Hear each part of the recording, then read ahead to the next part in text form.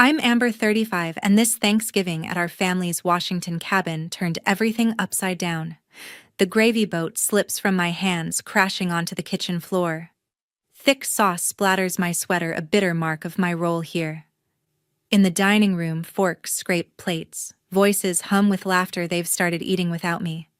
For 18 years, I cooked every holiday meal.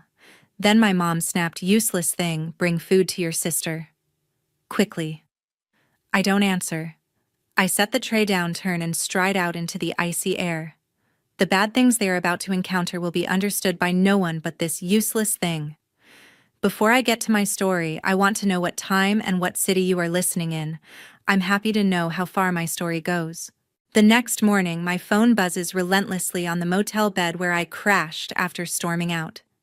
36 missed calls from Mom, her voicemails piling up. "Please come back." My fingers hover over the screen, then type 5 words. "The useless thing is busy." I hit send and toss the phone aside. The sting of her words from last night burns fresh, but something else churns inside, a realization that's been brewing for years.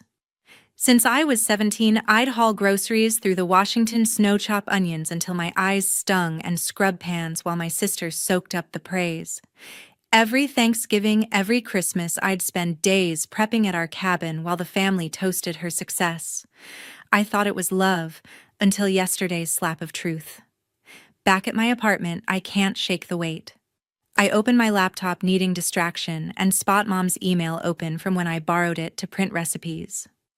I shouldn't snoop, but my eyes catch a subject line: condo closing details. It's to my sister, dated last month. My stomach twists as I read.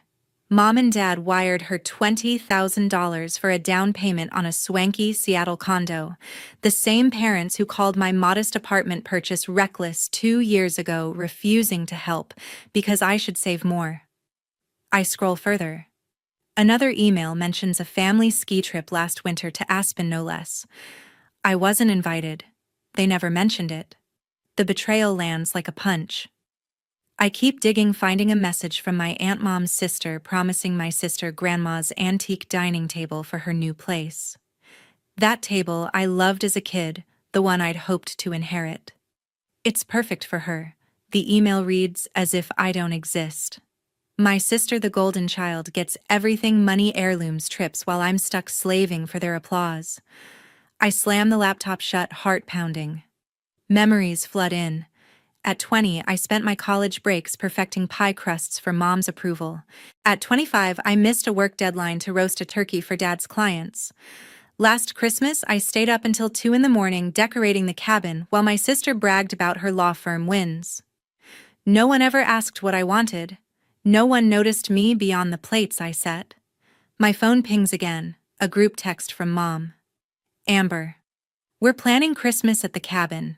Your sister's bringing colleagues, so make her favorite stuffing, the cranberry sauce, and those cheesy appetizers. Come early to set up, say 7. The nerve of it steals my breath. Not a word about yesterday. No apology for useless thing. Just more orders, as if I'm their caterer, not their daughter. I don't reply. Instead, I call Tracy, Mom's younger sister, who's always been different, quiet, observant. "I walked out last night," I say, voice steady. "Mom called me useless." Tracy sighs. "I saw how they treated you, Amber. I'm on your side." Her words feel like a lifeline. She tells me Jenna, her daughter, my cousin, was furious hearing about it. "She's done with their favoritism, too," Tracy adds. I hang up, staring at my phone. Another text from Mom pops up. "Don't forget the pecan pie, your sister loves it." My fingers itch to respond, but I hold back. The cabin's snowy isolation flashes in my mind, how they'll struggle without me when the roads ice over. I've always been their backbone, but they never saw it. Now they're about to. Hours later, my phone pings again, pulling me from the haze of last night's group text. It's Mom doubling down. "Amber, confirm you're bringing the stuffing and pecan pie for Christmas. Your sister's counting on you." The words sear like a fresh wound. No mention of her useless thing jab, no hint of regret, just another order for their Golden Girls' big holiday show. I let the message sit unanswered, my pulse quickening. By noon, I'm pacing my Seattle apartment, the sting of those emails still raw. $20,000 for my sister's condo. A secret ski trip grandma's table handed to her like a crown. I've been their invisible cook for 18 years and they think I'll just keep serving. My fingers hover over the phone, then type a single word to the group chat: no. I hit send before I can second guess. The silence that follows feels like a held breath. Mom calls within minutes. Amber, what's this no about? Her voice is sharp, like I've spilled wine on her perfect tablecloth. I'm not cooking for Christmas. I say, steady but firm. I'm done being your hired help. She gasps, then recovers. This is for family, Amber. Your sister's bringing important clients. It's a big deal. I cut in. It's always a big deal for her. What about me? I've got a job, a life. When do I matter? The line goes quiet, her breathing uneven. She switches tactics. Let's meet and talk. That cafe on Pike Street tomorrow. I agree, mostly to see if she'll finally see me. Tracy texts right after heard about your no. Proud of you. Jenna, my cousin, chimes in. Mom's right. They've been unfair forever. Their support steadies me like a hand on my back. The next day, I walk into the cafe, the smell of coffee grounding me. Mom sits at a corner table, her purse clutched tight. Lips pursed. No smile, just a nod. Amber. This Christmas thing, you're overreacting, she starts, voice low but pointed. Your sister works so hard. We need you to pull through.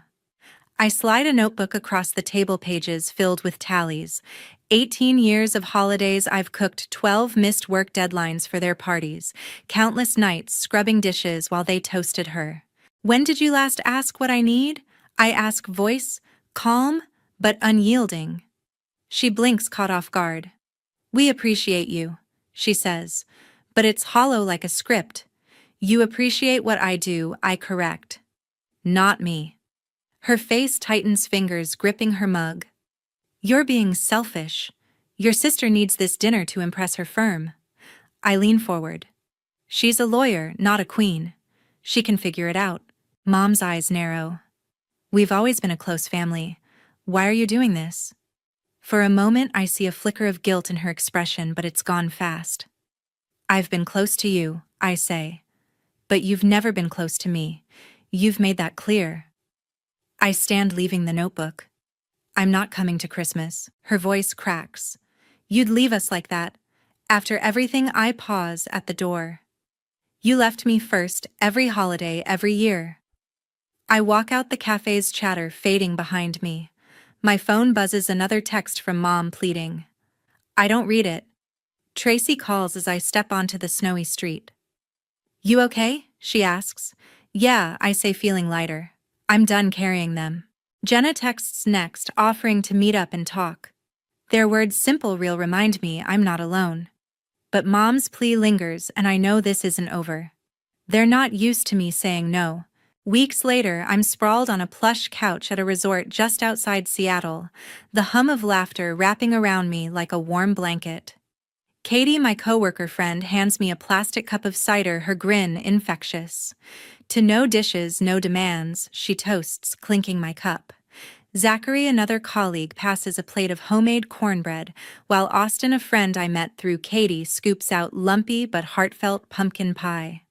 The potluck spread, lasagna, roasted veggies, brownies, sits on a folding table, each dish a small gift from people who expect nothing but my company. For the first time in 18 years, Christmas isn't a chore.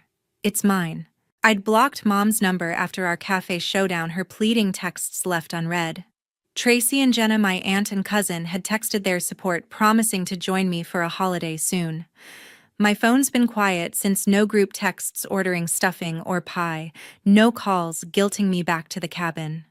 I lean back, sipping cider, the resort's cozy glow washing away years of resentment. These people, Katie, Zachary, Austin, see me, not just the meals I make. It's a freedom I never knew I could claim. Tracy calls midweek, her voice hushed over the line. Your mom and dad are in a mess, she says.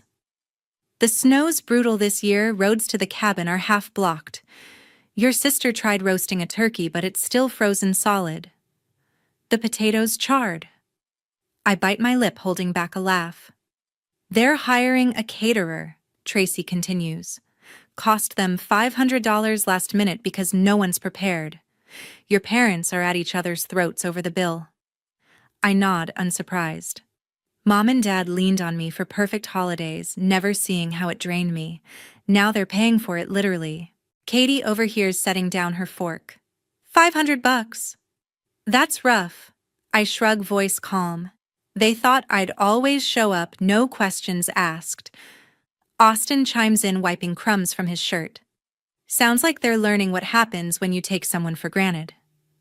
Zachary nods, adding, bet they're regretting that useless comment now. Their words spark a small, fierce smile on my face. The resort's chatter, the clink of cups, the warmth of this night. It's a life I didn't know I could build. My phone buzzes mid-meal, a text from my sister. Can you send your stuffing recipe? Clients are coming? I stare at the screen, her audacity almost funny. She's never lifted a finger for these dinners, yet expects me to bail her out. I hit delete, not replying. Let her scramble. Katie notices my expression. Family again, she asks. I nod. They're not my problem anymore. She squeezes my shoulder and we dive back into the potluck, passing plates, laughing over Austin's terrible pie crust. Tracy texts later, updating me. Your mom's stressed, says the caterer's late and your dad's mad about the cost. They're blaming each other. Jenna chimes in. Your sister's freaking out, her clients expect a big show. I set the phone down, unbothered. The cabin's chaos feels distant, like a storm I've walked away from. I've spent years carrying their holidays, my own needs buried under their demands. Not anymore. At work, I'm hitting my stride. My latest marketing campaign landed a client, and my boss noticed no small feat after years of being overshadowed by family obligations. Katie stops by my desk, suggesting another potluck soon. You're glowing, she says, and I realize she's right. Saying no to the cabin wasn't just about one holiday, it was about choosing myself. My phone lights up again, another text from my sister. I don't open it. The weight of their expectations is gone and I'm not going back.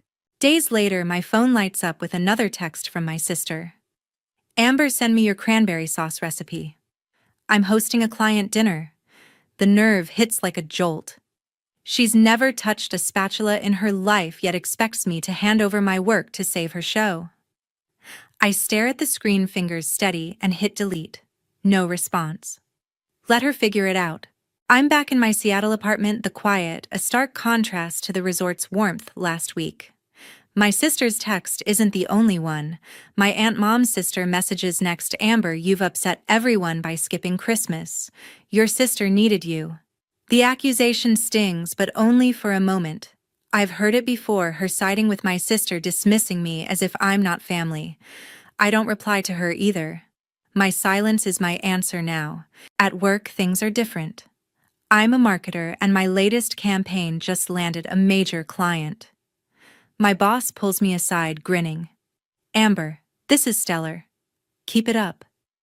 His words land like a rare gift, recognition I never got at home. I nod, a quiet pride settling in. For years, I juggled holiday prep with deadlines, always putting family first. Now I'm putting me first, and it shows. Katie swings by my desk, coffee in hand. You look lighter, she says, leaning against the cubicle wall. Ditching the family drama, agrees with you. I laugh, the sound genuine. It's like breathing for the first time, I admit. She invites me to a low-key dinner with her and Austin this weekend. No expectations, just pizza and bad TV. I say yes, without hesitation. Jenna texts later, her message short but loaded. Heard your mom's spiraling, says the holidays are ruined without you. Tracy follows up, her voice soft over the phone. Your sister's struggling to impress her clients. The catering fiasco didn't help. I lean back, picturing the cabin in disarray, empty plates, tense voices, my sister's polished facade cracking. I feel no guilt, just a strange calm. My phone buzzes again, another plea from my sister. Just send the recipe, Amber.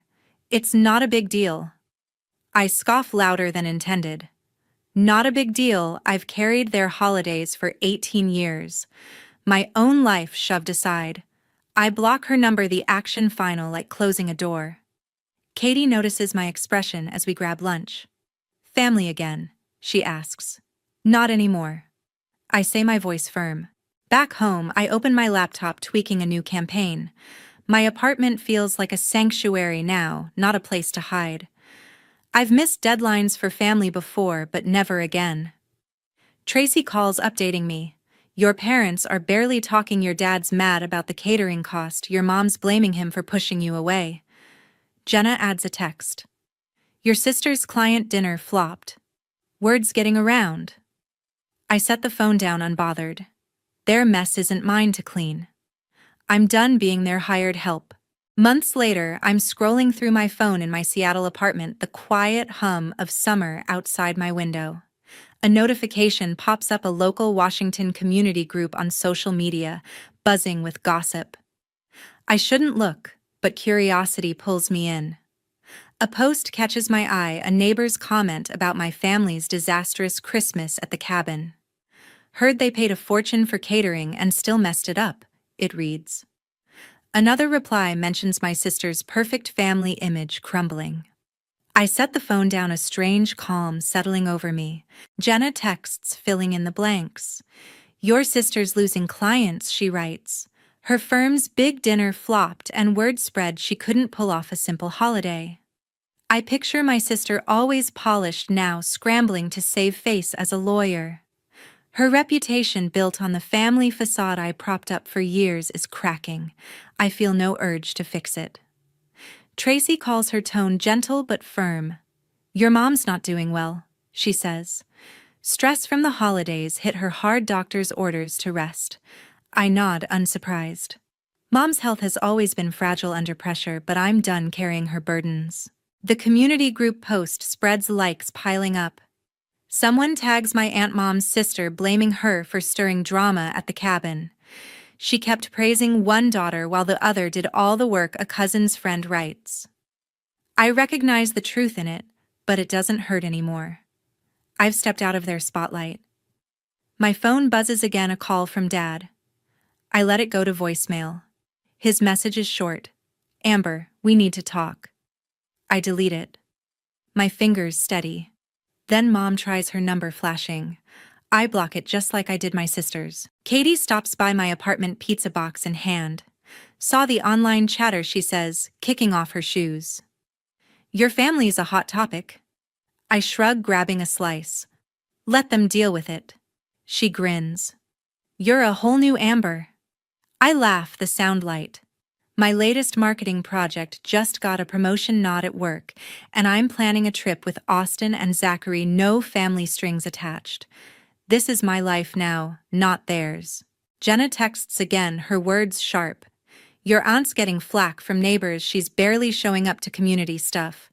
I picture her, once the family's loudest cheerleader for my sister, now dodging whispers about her bias.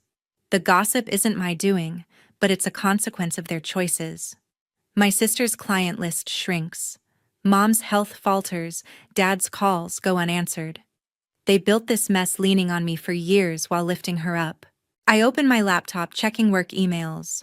A new campaign's due, and I'm ahead of schedule.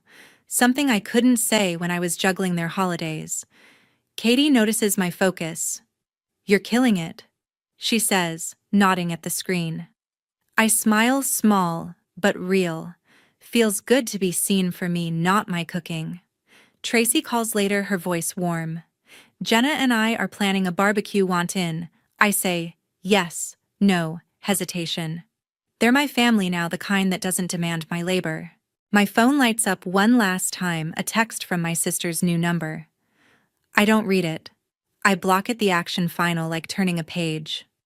Their drama, their gossip, their consequences, they're not mine anymore.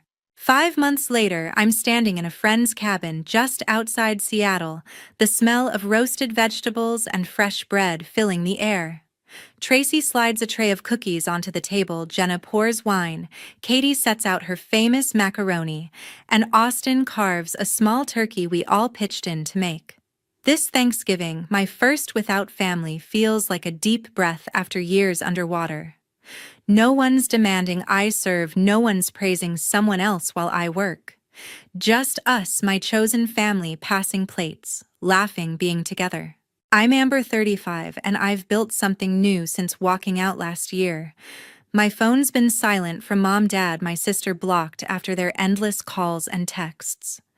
I don't miss the weight of their expectations. Katie grins across the table, raising her glass, to Amber, who finally got her holiday. I laugh, clinking back, a warmth spreading through me. Jenna nudges my shoulder. This beats their chaos, she says, and Tracy nods, her smile soft. You deserve this. Back in my family's world, things have unraveled. Jenna got a call from a cousin last week, spilling the latest. Your mom's barely hosting anymore, she told me. After last Christmas, they tried another catered holiday, cost them $700 this time. It was a mess, food cold, everyone arguing. My sister, always the star, couldn't keep up her perfect image. Her law firm's clients dropped off, whispers about her dysfunctional family spreading through Washington's tight-knit community. Dad stopped talking to neighbors, embarrassed by the gossip. Mom's health hasn't improved, stress keeping her on edge. I don't feel triumph, just peace. Their chaos isn't my fault, it's the result of years treating me like hired help while lifting my sister up.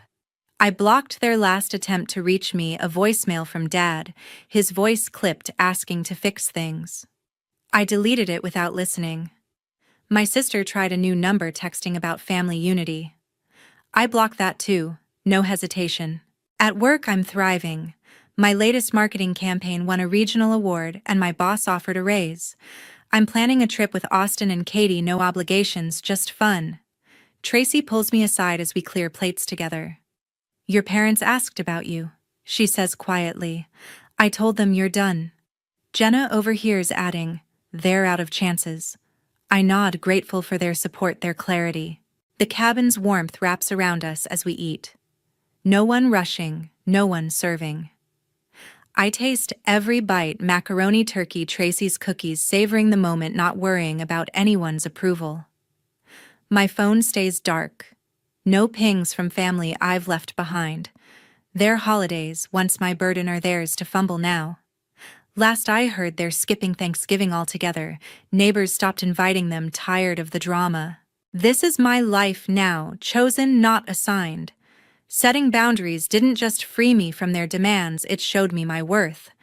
I'm not the hired help, never was. If you've ever felt invisible in your own family, know this. Walking away can be hard, but it's how you find yourself. You deserve to be seen, to choose who lifts you up. I did, and I'm never going back.